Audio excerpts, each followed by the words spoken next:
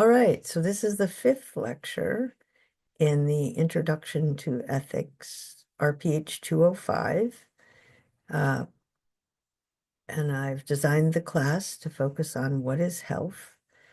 And so this class, we have two chapters from a book called The Empire of Illusion, and then a short chapter from the same book as the Great Ideas chapter. It's called Excellent Sheep. So the way I'm going to present it is that we just did social media. Social media is something you get exposed to as teenagers. Teens are the most affected by it.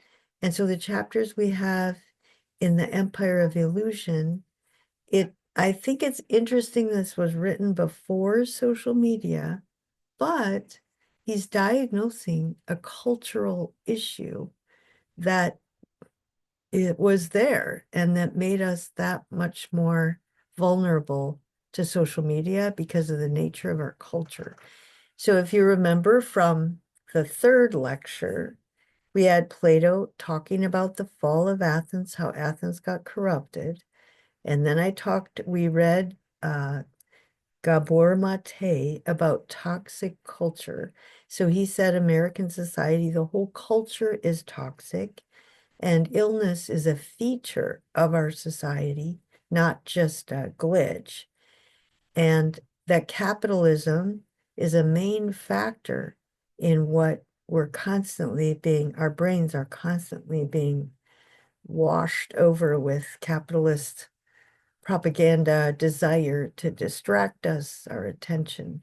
So then, we went from toxic culture to social media, big, a big example, huge example of toxic culture. And now I'm going to have you read a chapter on literacy about TV and a chapter on pornography. And I'm put them in this order because social media is what leads to teenagers not reading books. And I do have students who have never read a book. And I asked them to read I think I asked you to read one whole book in this class, or usually they just read a chapter at a time. But I do recommend that you decide some weekend to take out 3.5 hours, read a book, which means you just block out everything else. Ask the author, okay, what do you want to tell me? What's important to you? And it's important that you pick a book that has a message, a book that really wants to educate you in some way. It can be good art that really teaches you something about empathy. It could be the kind of social critique that I'm assigning now. Some of it's written by social scientists, some of it's written by humanities people, history people. Glenn Hedges was a Pulitzer Prize-winning journalist. He worked for the New York Times, so he was top of the line journalist. He was also a preacher's kid who grew up. This is an interesting background because your background matters, except that you can get past your background. So as talking to college students, I'm supposed to be in loco parentis. You leave home, you have these other adults guiding you. I want you to find out your ambition, figure out what you're good at, what you like doing. You can give back to the society, but you also bring with you things. So you have to figure out how to fit it all together. So with Glenn Hedges, I liked his books. And then I found out that, oh, okay, I was a Methodist preacher's kid. He's about my age. He was a Presbyterian preacher's kid. His dad and my dad were the same kind of preachers, which was they called out um, religious bigotry. They were all in favor of religious pluralism. They called out racism. They were involved in the civil rights movement. They called out American imperialism, which is our desire to control, to dominate the the world. It was a turning point in Vietnam. Are we going to really try to have a democratic social order, global order? Or are we just going to try to be another power money driven empire? Now, during Vietnam, it was an issue because after World War II, the US was going to be the world's #1 economic superpower for sure. And with that comes politics. But if we really cared about democracy, we should pick up the pieces. We should treat other countries in a way that enables them to have a democracy. So the Marshall Plan was a plan to help Germany rebuild after the war. It was very much structured so the Germans would take care of the rebuilding. American corporations made no money on it at all. It's part of the rules. Germany did come back, obviously. And we set up the United Nations, and we set up the World Bank, and we set up the Geneva Conventions. Anyway, there was a globalism meant much more of a balance of power, and each country can develop its own citizens according to that model of Aristotle. Okay, that was one choice. The other choice was for us to just create a power block, just like Athens and Sparta did, and just you're for us or you're against us. So after World War II, these two city-states rose, America and the USSR, and one was a military state like Sparta, and one was the free and open society like Athens. And they started creating these power blocks. So then the Vietnam War was another watershed in this. Are we really in this to save the world from communism? Is this really a defensive war, or are we really in it for imperialism? We want to dominate everybody. And so my father, the preacher, his father, the preacher, demonstrated against the war. The people in charge of it are about imperialism, domination. They're not about democracy. It's a joke. And then also environmental protection became a big issue then.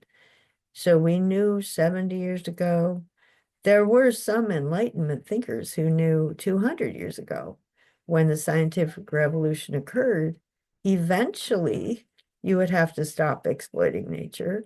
Eventually you would have to control the number of births, but they didn't worry about it. They just figured science would be so obviously the best way to figure out how to flourish that whatever the scientists said, people would follow, which of course is not happening. They didn't anticipate fear. They didn't anticipate using religion to stoke fears. They didn't anticipate greed, being so greedy that you just deny that climate change is an issue. They didn't anticipate what we have. But anyway, so Mr. Hedges was raised with all those concerns: religious pluralism, civil rights, American imperialism, environmentalism, and also feminism. Women need to step up. Male domination is wrong, always was wrong, but we can get it right this time. Well, then he became a reporter for the New York Times, and he chose to go into war zones. So he went into Yugoslavia when the wall came down. Russia, the Iron Curtain came down, and these other countries started to develop. He was there when Yugoslavia was falling apart. and then he went into Iraq. When he was in Iraq, he was so disgusted by the people who started the war and set up the rebuilding project, because they were obviously only motivated by money. They did it to get cheap oil. The rebuilding project used almost exclusively American corporations, made money off of it. The Iraqis didn't have a chance. Even when they had cell phones or the products that were needed, the Bush government did not allow Iraqi companies to run the system. They came in with their own. They brought in Filipino workers and built villages for them. It was just horrible. And so Glenn Hedges just went ballistic, and he wrote these articles about how awful this was. And so he got a Pulitzer Prize for some of that reporting, because nobody else would go in those dangerous places. And there he was. But then when he really spoke out, the New York Times fired him. And he's disgusted, right? He's disgusted with journalism. He thinks most of it is just kissing up to the powerful. And that's how you keep advertisers paying for ads in your newspaper. That's how you keep the approval of the rich and the powerful. You just write whatever it is they want to hear. And as of 2025, for the 2024 election, the main newspapers in the US are run by super rich people. Jeff Bezos owns the Post. Murdoch owns the Wall Street Journal. And then the person who owns the New York Times, all of them are invested politically. And so Bezos and Murdoch did not allow the editorial board to publish their promotion of Kamala Harris for president. So now the corporate owners are really controlling all of our previously highest, most highly respected newspapers. The New York Times has been corrupted by the greed and interests of the owners to the point where no one can say anything bad about Israel. So those papers are not authentic. So Glenn Hedges has resorted to having his own YouTube channel and his own blog. So a lot of the best reporters, the ones that will really give you the truth about the corruption of corporations, the corruption of the military, they don't have a voice in the press. So you have to find them. But I do hope that you will check out some of the authors. If you wanted to go onto wherever you go and you order a book, if you would put in Glenn Hedges' Illusion of Empire, and it'll say, here's other books. People who read that book read these books. Or Glenn Hedges' author, you'll have a number of his books. And he does use religious imagery on some of them. He uses the 7 deadly sins.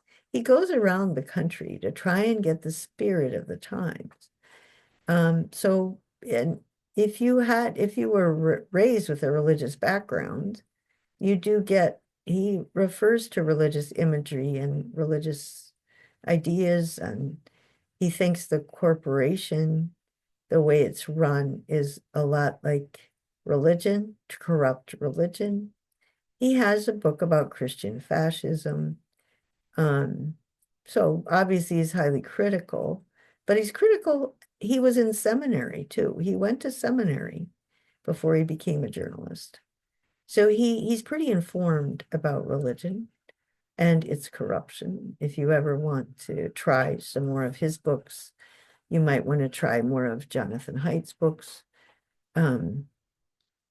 You can read Plato's dialogues if you want. They're great, but I think they're more off-putting than some of these other books. I didn't make you buy Excellent Sheep, but it's a really good book. So I would recommend that you buy it. I don't think I did. Anyway, so here we go with the lesson for today.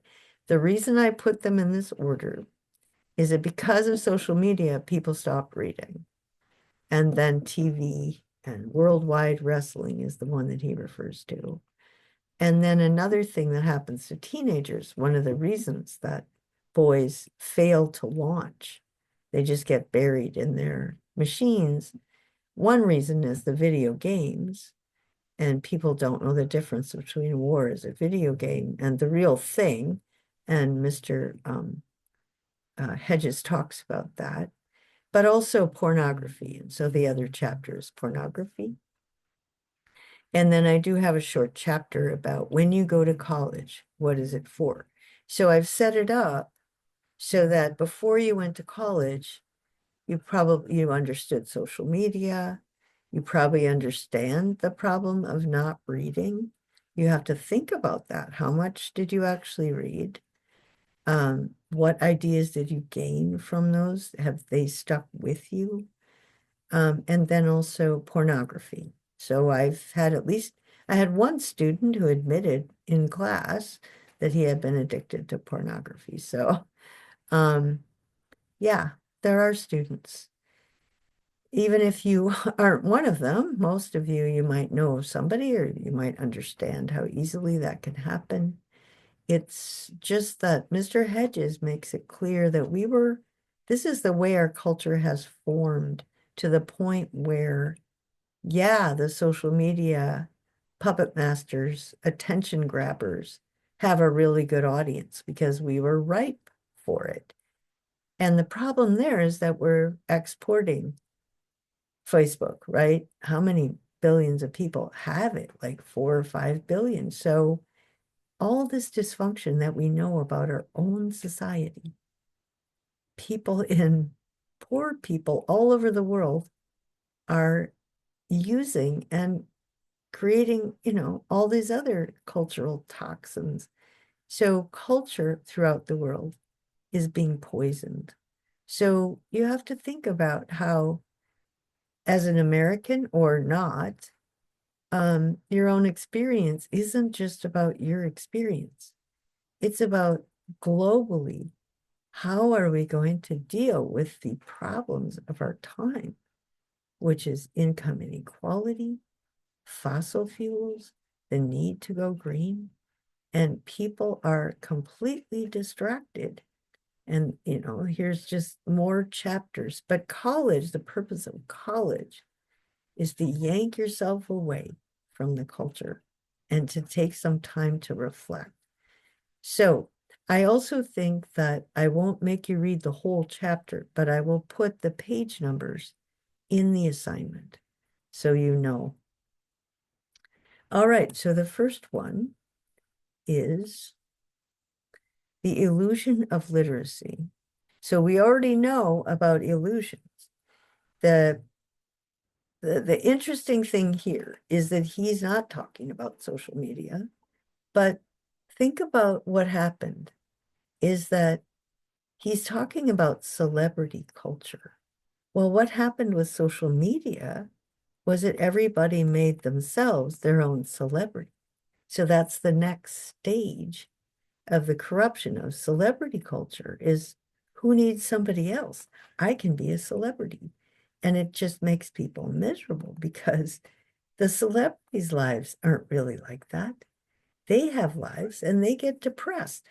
I remember there was an actress named Patty Duke this is a long time ago, but it keeps happening. She always had to play this little girl. Um, and she really wanted to play some more serious parts. She was in a movie called The Parent Trap, and it was really popular. But people just wouldn't look at her on a movie screen and think of anything serious. So she couldn't really launch a serious career. She committed suicide. and then Judy Garland, of course, she was the Wizard of Oz. And somewhere over the rainbow, she became a complete drug addict. And I saw her on a talk show, Phil Donahue. She was slurring her speech. She was totally drunk and drugged up. And once again, she had to sing Somewhere Over the Rainbow, which is just, she was infantilized, right? Her celebrity was to be this cute little girl who just dreams about, and it was just, it's crippling. But that's what now my students do to themselves. They cripple themselves by making themselves into a celebrity and not giving themselves a chance to actually think about who they are, think more deeply and say, I don't want to have an image because I don't want to get stuck in it.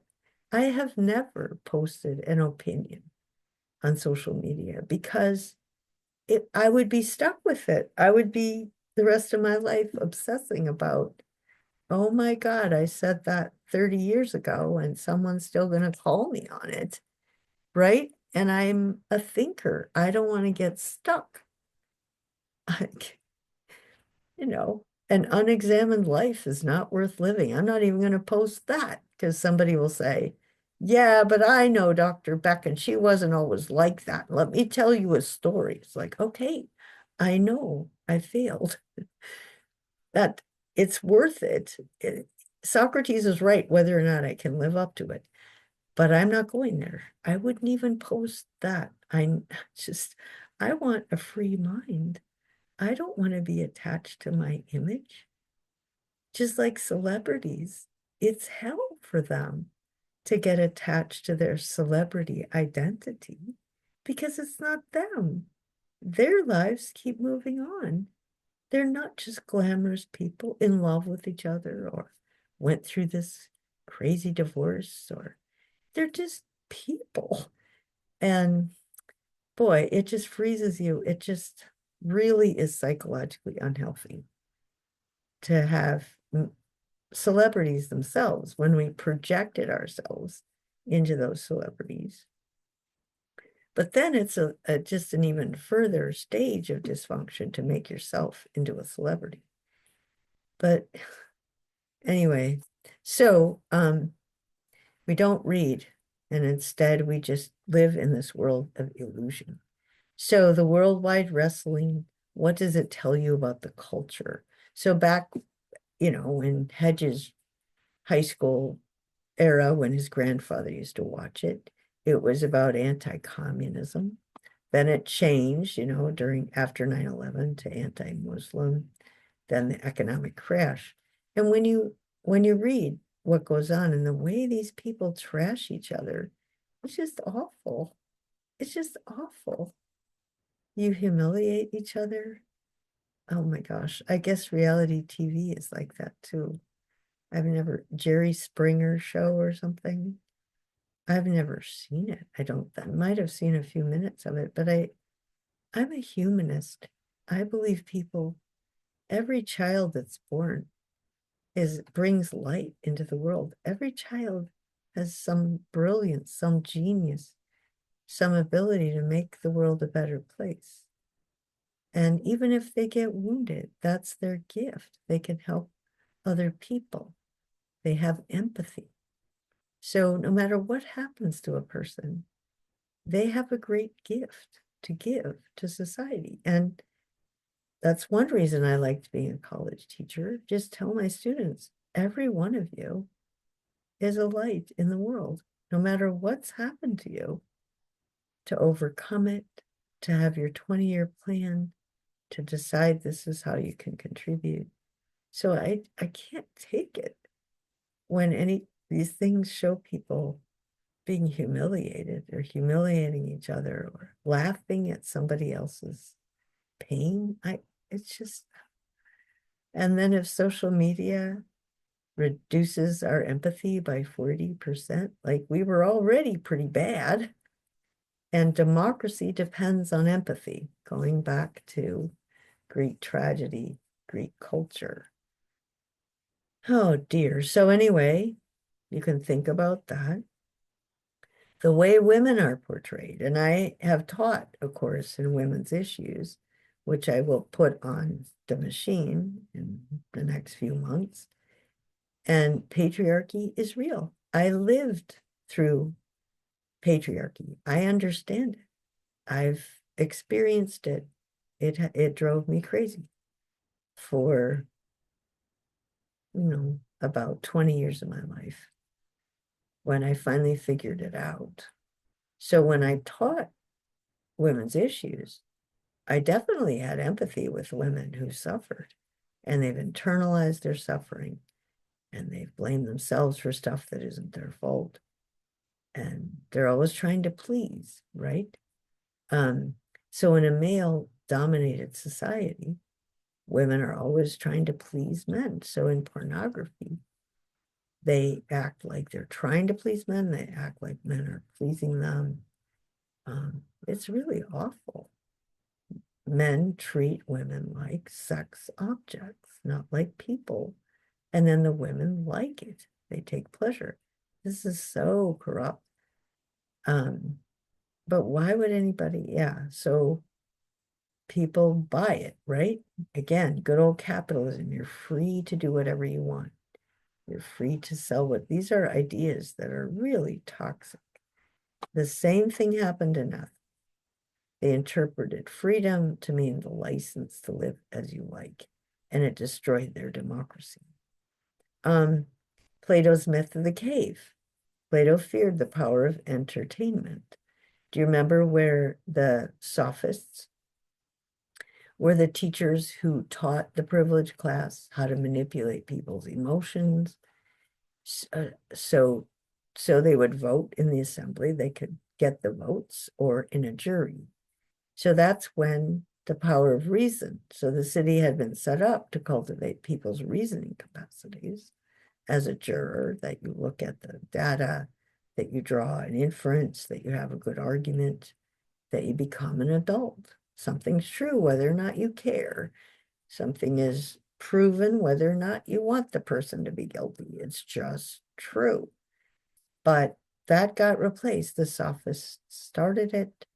They appealed to emotions so that people in the assembly and the jury expected to have emotional appeals. They expected to vote on the basis of emotion. It didn't occur to them that they were not exercising their responsibility as a citizen, and they could lose their democracy if they behave this way. So further, the Athenians' leisure time was spent just being entertained or dissipated. Yeah, there's a story of a symposium. So they had a social institution or expectation or norm where you could have a dinner party, but if it's a symposium, you're going to have dinner, but then you're going to talk about some serious question. Because if you want to be a good citizen, you have to talk about something. What is justice? What is virtue? What about our latest decision to go to war or not go to war? But Plato has a dialogue where it's clear that tradition has been reduced to prostitutes and drinking, getting drunk and using prostitutes right in front of everybody, So it's completely degenerated. And so they decided to put aside the prostitutes and not to drink. They're going to talk about what is love. And it's obvious that their desires have been corrupted. The medical profession is not motivated by helping people to get well and stay well. It's motivated by knowing how to take people who have bad habits and enable them not to experience the consequences, or people who are afraid of death, or all these irrational emotions. The medical profession panders to it. That's Euryximachus.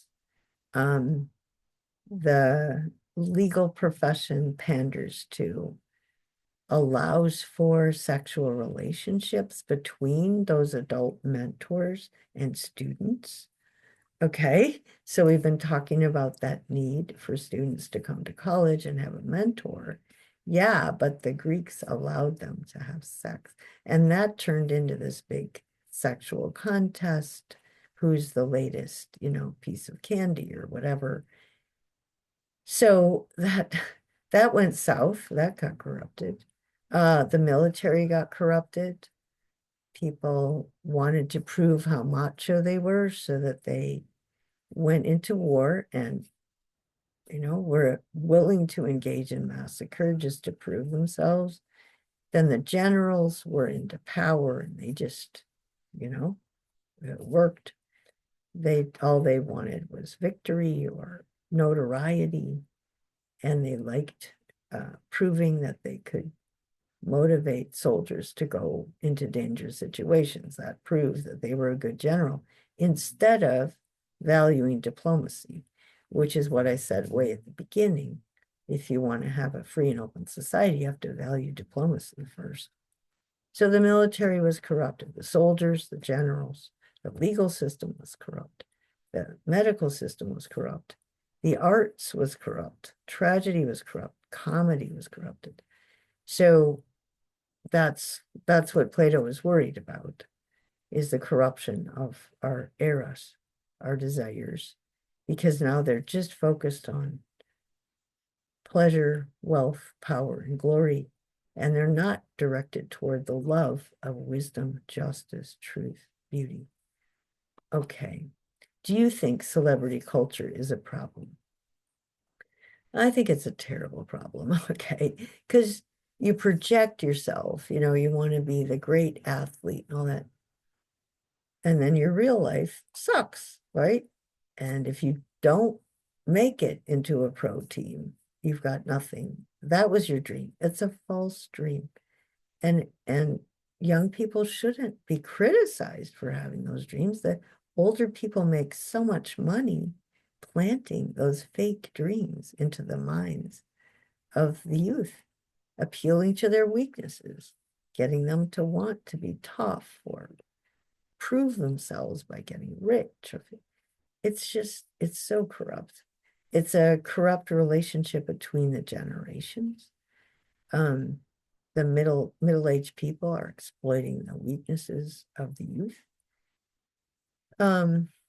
Have you gotten sucked into it? And I've had students write a number of little posts about that. But just for an example, my daughter-in-law came from Mexico, and my son, they met down there. He told her about his dream to start inner city charter school to educate the poorest kids in the US. And she followed him and followed his dream, supported him in his dream. And it's been hard. It was a really hard job.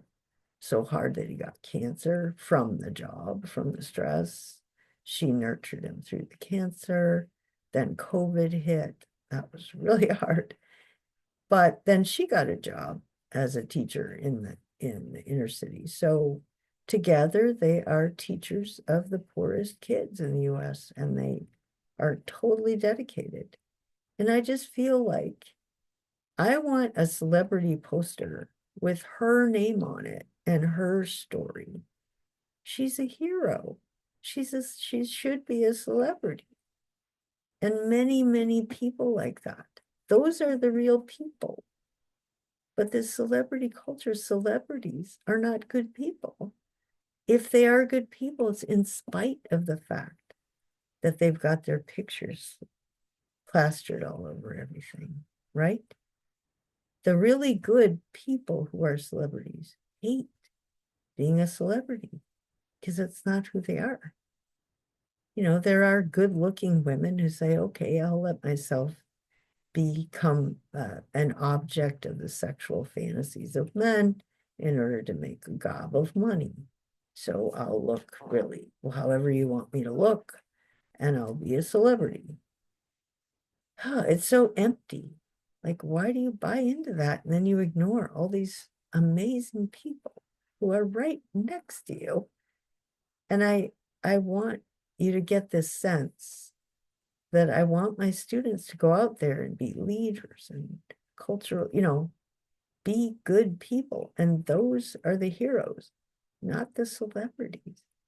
It's just so false. Right in front of your face is the reality of people really overcoming obstacles, people doing all sorts of admirable things.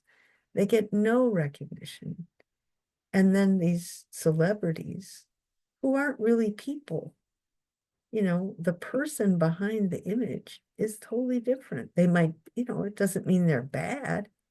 It's just not real. And so, have you had one? Have you gotten sucked into that? Have you seen how it affects people? We're the most illusioned people on earth. He said this before social media. Oh my gosh, right? And before Donald Trump. I mean, Donald Trump is, to me, he believes the illusion that he's a successful businessman. He's not a successful businessman. His dad gave him $241 million and he went bankrupt, I think 3 times. Nobody is that bad because nobody gets to it. Anyway, it's an illusion. Those who manipulate the shadows. So, like Socrates and like Plato, they don't demonize the masses who get sucked into it. They demonize, they leave their criticism for the people on top, people who are educated, like the sophists, and they deliberately manipulate in order to get money or power or status. Those are the people Mr. Hedges is really focused on, the source of the evil. It's not the people who are sucked into it. They don't have an adequate education. They don't get educated for critical thinking.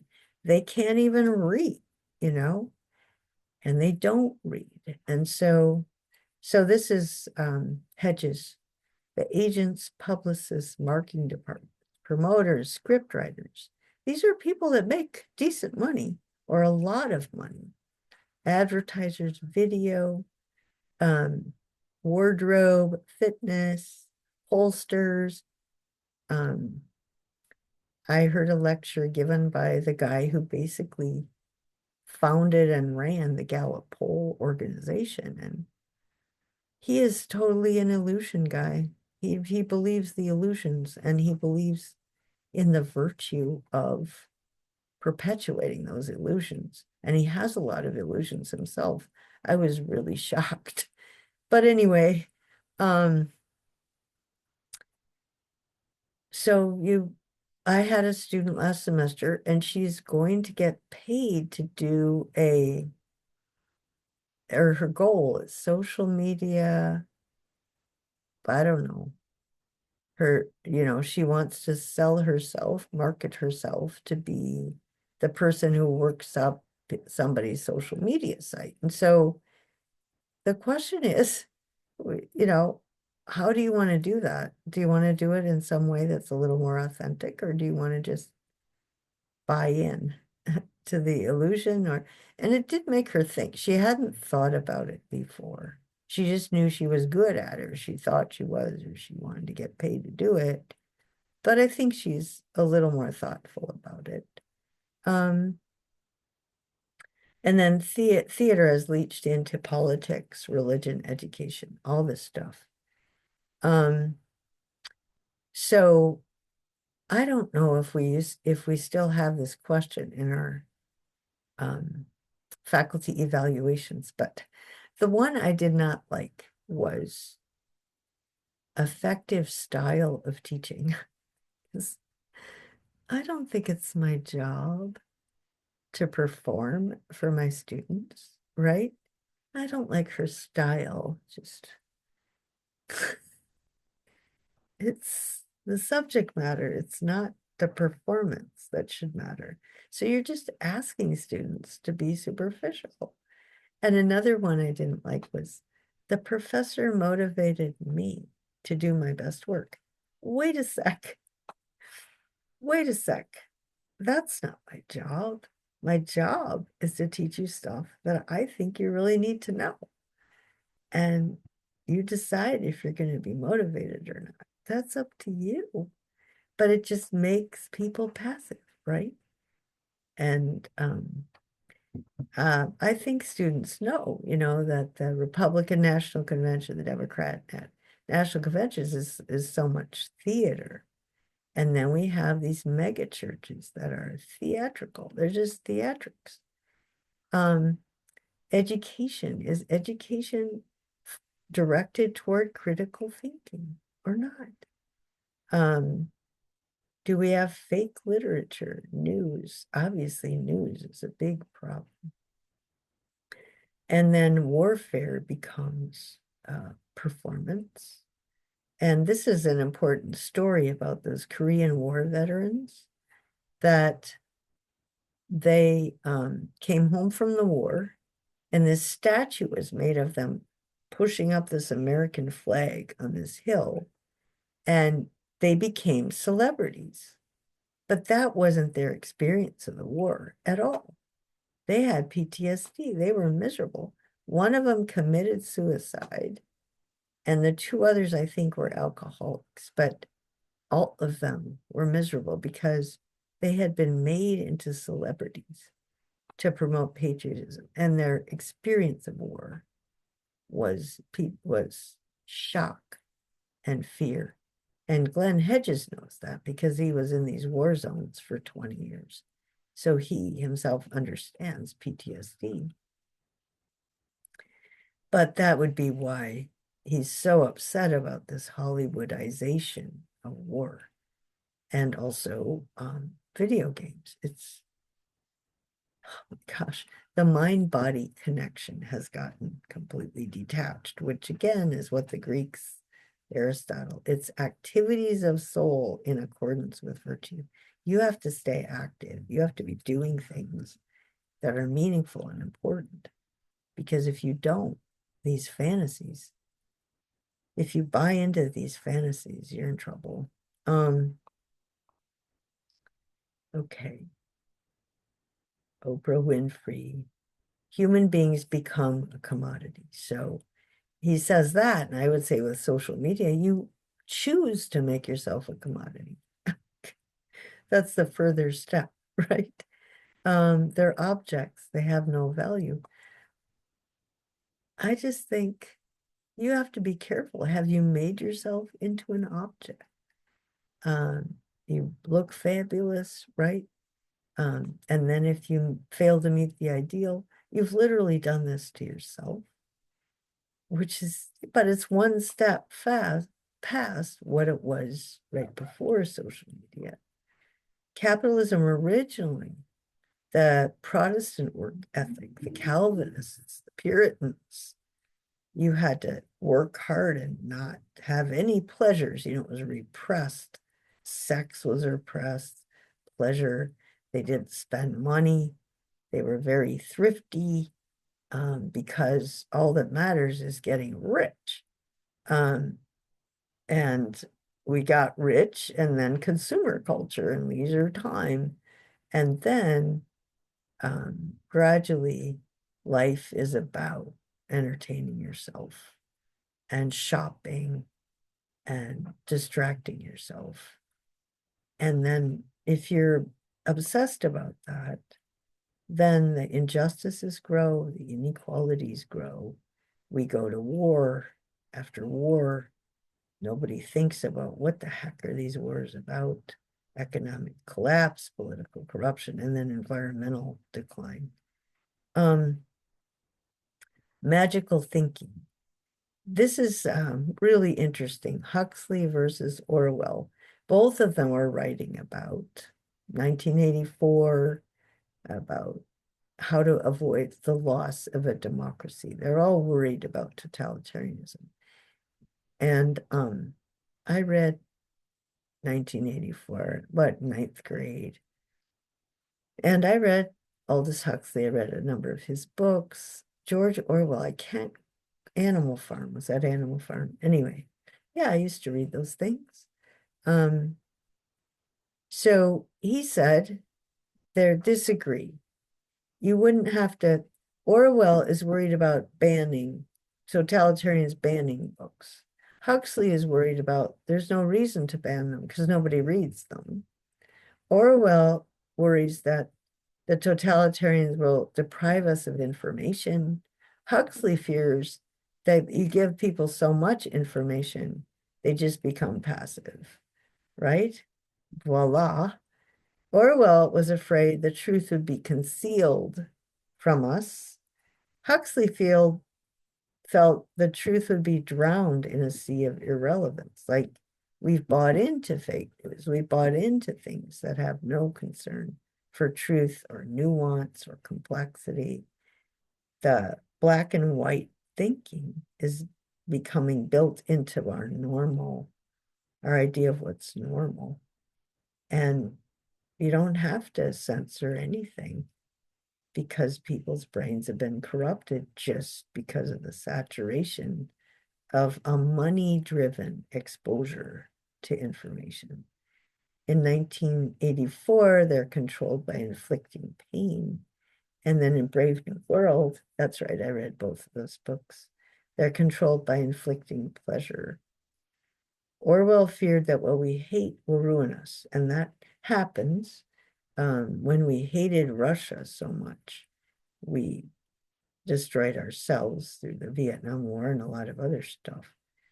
Huxley feared that what we love will ruin us. So yeah, we've been totally distracted and we're getting ruined by it, actually. So the other thing was after 9/11, we hate Muslims. And so we're going to take revenge. Well, $8 trillion later, what did we gain? So the truth is we have not won a war since World War II, but we've been in a ton of wars and we've spent mucho money and military industrial complex, military corporations make bundles of money. And nobody's better off for it. Junk politics. Political leaders use the tool of mass propaganda to create a sense of false intimacy with citizens. You know how that works, right? I'm your buddy. I have, right? You know that. I'm sure you've seen enough political speeches to know that they're fake. They only have to appear to have these qualities. They have to have a narrative. It doesn't really matter what it is, except we live in the greatest country on earth. We have superior qualities. Our future will always be prosperous, either because of our national character. We're blessed by God, right? Do you listen to this stuff? Do you believe this stuff? Think twice. And then you can write in your post, have you heard speeches like that? Yeah, so totalitarian. People who want power tell you, oh, I want freedom. We want freedom. I'm going to give you freedom. Well, that just means centralization of wealth. The flight into illusion sweeps away the core values of the open society. Okay, I want to get your attention to this because this goes back to the Greeks, not just the Greeks, but in this class, that's the model. Think for yourself, know yourself, draw independent conclusions, express dissent when judgment and common sense tell you something is wrong. That's where Socrates said, live an examined life. That's where Aristotle's model of virtue is. Step back, not too much, not too little. Awareness of complexity and ambiguity, willingness to remember self-knowledge, that you know what you know and what you don't know. You're self-critical. You challenge authority like Socrates did, just by asking people, what do you know that could cause me to trust you for having this power? And if you can't explain it, that's on you. Grasp historical facts. Which ones really matter? Advocate for change, acknowledge that there are other views. People disagree and they're still socially acceptable. So if you can't separate lies from truth, you're not going to be able to preserve a democracy. Sustain a free society. Again, that's what happened in Athens. It's what Plato warns us against. Aristotle gives us your goal should be practical wisdom. And yeah, a practically wise person would have all those qualities. The physical degradation of the planet, the cruelty of global capitalism, the oil crisis, the financial markets, overpopulation. These are really serious problems. And even in his time, celebrity culture was saturating people's brains with illusions. In our time, it's social media. It's even ratcheted it up another notch.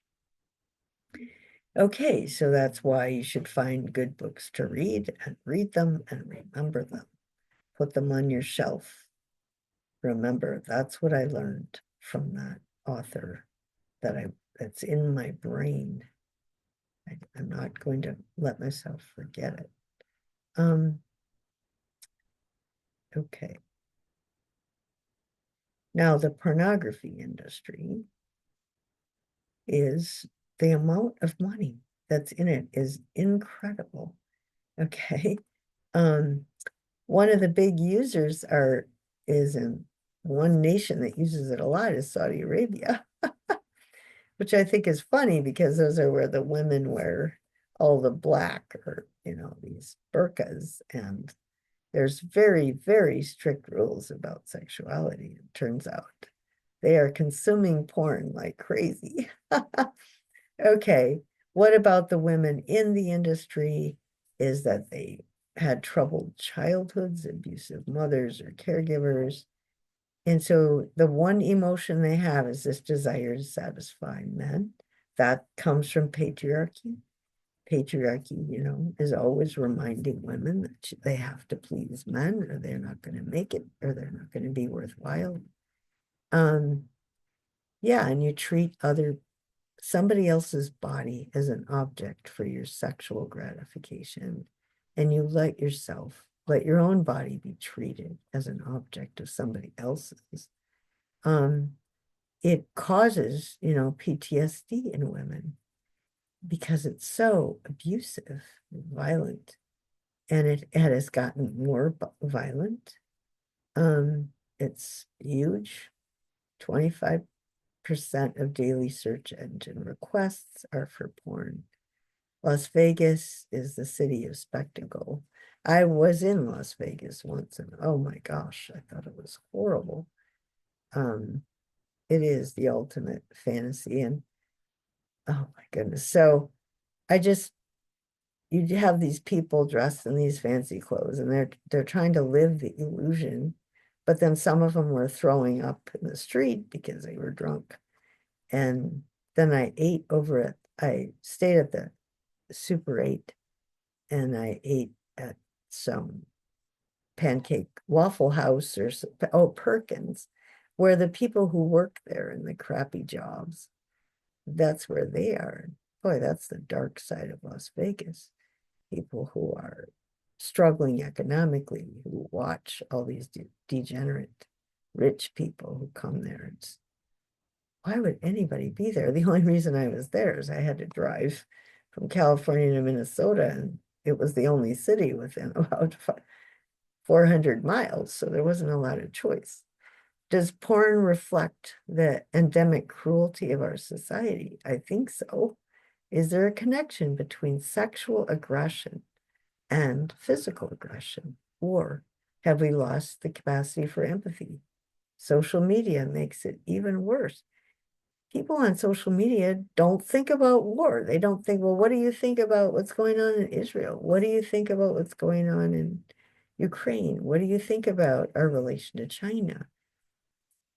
Are they thinking about any sort of thoughtful way? Do they have any idea of what war is? Or How it gets started, what's the background? What was the failure in diplomacy going on behind all of this stuff? Does it make us indifferent? We had a whole system of torture during the Iraq War. And this really broke my heart because when I was growing up, that was one thing Russia did, China did. We did not do this. They torture people. We do not. They have their people in these concentration camps. We do not. All right. Then we have Abu Ghraib, right? In Cuba. We had a torture detention camp and we tortured prisoners. And it was appalling. There's a movie called Standard Operating Procedure, if you want to see it. Nobody was punished for it. None of the military brass that ordered it were punished. I think one person who actually, the boots on the ground woman who put a dog collar on somebody and had her picture taken because she was in love with her boss and he told her to do that. She suffered, but none of the people above that. So a couple years later, I had a student in logic. They picked their own articles. Her article was defending torture. And she was defending it under the assumption that we're the torturers. And I just told her, wow, this is really hard on somebody like me. That not only are you defending it, you're defending it because we're doing it. It doesn't occur to you. It's so much the opposite of what I grew up with. So it looks like we're in decline, right? That's another sign of decline. Do we claim democracy, but we really want absolute power? There are people in our government who say that. They want American hegemony. They don't want to give up power. They want to be number one economically and militarily, and they will go to war. They will engage in economic wars. They will do whatever. And instead of diplomacy. And it's not working. Other countries are becoming alienated from us. They don't respect us the way they used to. It's just becoming more and more obvious we're an empire in decline. Should there be any laws against it? Torture porn, right? And he's in favor of the free market. Government shouldn't be intrusive. I should be able to sell what I want as long as the customer buys it, it's not your business. And then what about the race, ethnicity? That's terrible too. Porn versus bondage. Oh my gosh. Not only do you tie them up, but they enjoy it. So the women are supposed to act like they're enjoying it. And then the black, for my women's studies class, there was another chapter on porn and the way black women were portrayed. Oh, it's terrible. And black men, it was just so racist, unbelievable. So then there was a story of a college professor who obviously had relationships issues. He had 2 or 3 of these blow-up dolls, and he dressed them, and they had names, and he talked to them, and then he had sex with them. And he just talks about how enjoyable this is because you're in full control, and I like my women.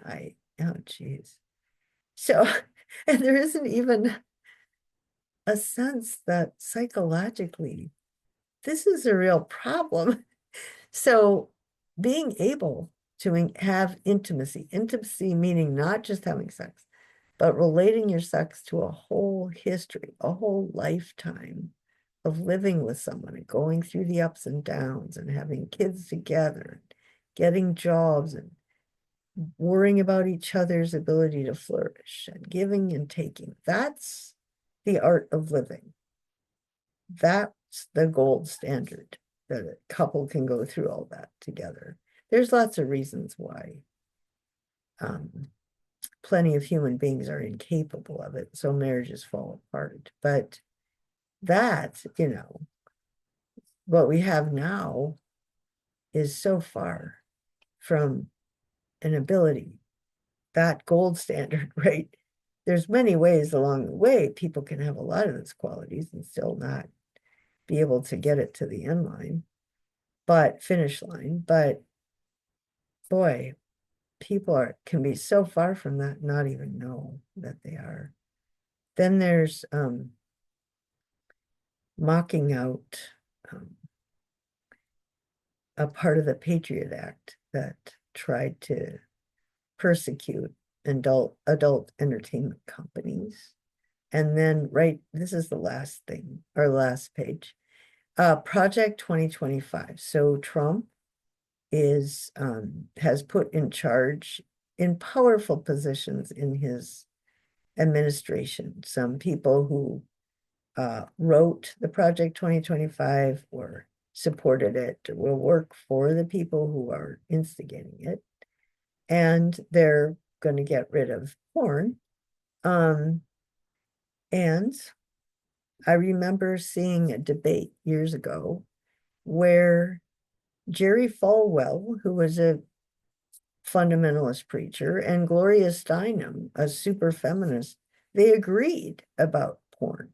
They agreed that it was bad and you should get rid of it. Now, so there's going to something, who knows what's actually going to happen, but sometimes just stories about a boy that has two mothers is considered porn. And that is a totally different issue than how women are treated, right? Just having two mothers, they love their little boy. The relationship is love. You might have a problem with it, but it's not porn. Porn is the way women are exploited, okay? Or child pornography or something like that. And it's going to get all hung up in things like transgender issues or something like that. The real issue has to do with patriarchy and misogyny. All right. Then the last one, women, is his conclusion. Women, porn asserts, whether they know it or not, are objects. They're whores. These whores deserve to be dominated. Once men have their way with them, they deserve to be discarded. Porn glorifies the cruelty and domination of sexual exploitation in the same way that popular culture glorifies the domination and cruelty of war. It's the same disease. It's a belief that because I have the ability to use force and control to make others do as I please, I have a right to use this force and control. And it's a disease of corporate and imperial power. Okay. So the way we ought to live is that some things are sacred, and sexuality should be treated as sacred. And your sexual relations should be connected to a deep respect for the person that you're having sex with. That you don't separate the mind from the body, because when you do, eros degenerates. And when you link those, you link eros with empathy. Other people fall in love, other people get hurt, and compassion, like you care about other people, because you understand that love is powerful in the quality of your life. It can create this incredible story of a beautiful marriage, or it can create the story of abuse and violence and degeneracy, and women who are drugged, commit suicide, have no respect for themselves. And it's all okay because it's a free market or something like that. So, all right. Then, oh yeah, the last one, screen share, was once you leave home and you go to college. So before you go to college, you're exposed to porn, or you know it's out there, and TV and all that celebrity culture. But what is college for? College is to come and to throw away all your old habits, re-examine everything. It shouldn't just be getting your money back. It's about creating your life. It's the first chapter in you creating your life. Provide a rich inner life so that you have independence of mind. You have a free mind. You can detach yourself and think about stuff. That is the essence of a free society and a liberal education. It's what I'm asking you to do. Step back, read about things, become reflective, be self-aware, find your own path in life. This is rational ambition, according to Aristotle. Solitude, enjoy your own company. Aristotle does say the best people have a lot of friends, and they have friends who are good, but they also are comfortable being alone with themselves because they like their company. They're not restless. They're able to examine their choices, their relationships, to self-correct and to self-educate. And also your friends. You educate each other. Now students go to college without knowing why. So if you're in college right now without knowing why, or just to get a better job, think twice, give it another chance. Education is the way a society transmits its values. Most of it is propaganda. How has your mind been molded to fit society's values? Right? You could say, oh no, I just care about my friends on social media. Well, that's what society wants you to care about because they're making money off of that. So stop, right? Unlearn what you were given. I did that when I went to college. I just wanted to forget all of that and restructure my life. I don't think I did it because someone told me to do it. That's why I like this book. Like, how did he know? Um, and if I just tell the students, it's like, what does Dr. Beck know? But here's a book, and it's by a Yale professor, and he has status. Um, given, okay. All right, we are in the midst of the fourth industrial revolution. We're in the midst of a huge disruption, a transition to a digital and green economic and cultural system. This is huge. Does it serve you well, or our society well, to continue to indoctrinate you with the old paradigm, which is, hey, social media, it's a free society, I ought to be able to do whatever I want, fossil fuels forever, war as a solution, income inequality. These are old assumptions that are totally dysfunctional. Our children are not going to be prepared for adulthood, as Jonathan Haidt, you know, and he's not even talking, excuse me, about the revolution, the disruption of the environment and digital disruption, all the other disruptions. He's just talking about being able to be an adult. And the teacher's purpose and the peer purpose when you come to college, they expose you, professors expose you to new ideas. That's what I'm doing, hopefully. Excuse me, I don't know what that was about. Oh, come on. The teacher exposes you to new ideas. The teacher echoes your opinions back to you, right? So you write on your post, and then I ask you, right? I respond in the comments section. Um, I'm usually not too picky. I'm usually pretty, in general, pretty positive, unless you say something that really I can't let go. Either you understand why you're right and wrong about others, or you're limited. So most of what I think about is pointing out to students what they're not thinking about. College is an opportunity to stand outside of the world, to have distance from the world, to think and reflect before life begins. It's really supposed to be a magical 4 years. Pull yourself away from the past. And then after you leave, you have to adapt in all sorts of ways. But in that in-between time, you start to form your own mind. You can live more responsibly, be more alert, be a good citizen, and think like a citizen. And that goes back to the evidence liberal arts needs in the first day. What liberally educated students go on and do is they are more responsible. They take leadership. Soul making, the heart feels and the intellect reflects on what you feel. The action is tied to reflection.